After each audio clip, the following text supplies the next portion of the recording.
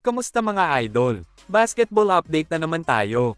Hindi pa nga din nakukuntento ang Strong Group Athletics sa pagdagdag ng mga malalakas na basketball players sa kanilang lineup mga idol. Maliban nga sa mga ex-NBA players na nakuha nila kagaya ni Dwight Howard at Andre Robertson, tuloy-tuloy pa din ang pag-recruit nila ng mga sikat at magagaling na manlalaro dito sa ating bansa. Sa pinakahuling balita nga, nadagdag sa kanilang lineup ang most valuable player ng MPBL na si Justin Baltazar at ang demanding na star player ng TNT Tropang Giga na si Mikey Williams.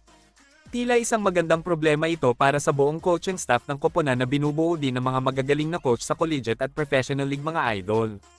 Ayon pa nga sa tweet ng kanilang main man na si Dwight Howard, dahil sa lakas ng kanilang lineup pabirong sinabi niya na kayang-kaya nilang talunin ang NBA team na Detroit Pistons.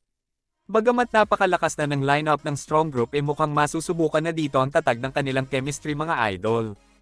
Alam naman natin na ngayon palang nagsama-sama ang mga manlalarong binuo ng Strong Group.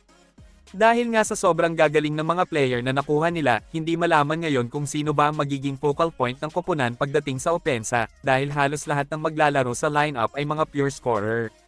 Nung nakaraang taon, naglaro para sa koponan ng mga former NBA player na sina Nick Young, Ronaldo Boltman at Shabazz Muhammad. Kabilang din sa lineup noon ang mga athletic big man na sina Justin Baltazar, Kevin Kiambao at ang star player ng UP na si Lebron Lopez. Pero sa kasamaang palad hindi pinalad makapasok sa semifinals ang kanilang grupo sa kabila ng napakalakas na lineup nila. Aminin natin na mas lalong naging malakas ang bagong batch ng Strong Group ngayon. Pero sapat na nga ba ito para makuha nila ang kampyonato sa Dubai International Basketball Championship? Ano sa tingin nyo mga idol?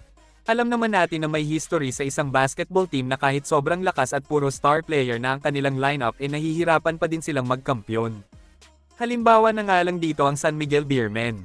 Kahit puro star player na ang lineup hirap pa din makasungkit ng kampyonato sa PBA. Siguro dahil na din sa taas ng expectation sa kanila ng mga manunood kaya sobrang pressure silang makakuha ng madaming championship sa liga.